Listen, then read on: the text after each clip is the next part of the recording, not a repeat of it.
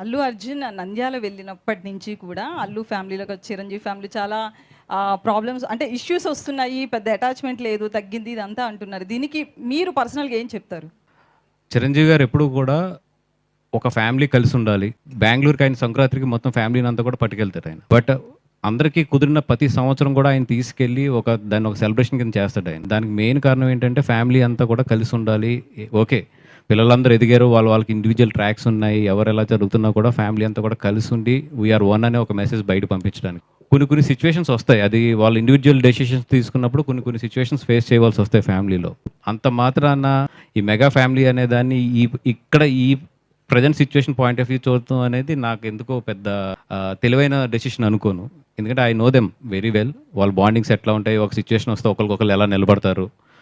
ఒక సిచ్యువేషన్లో ఒకే ఒక సిచ్యువేషన్ చాలు ఇవన్నీ తీసేసి మీ అందరం ఒకటి అని చెప్పడానికి. Just I'm waiting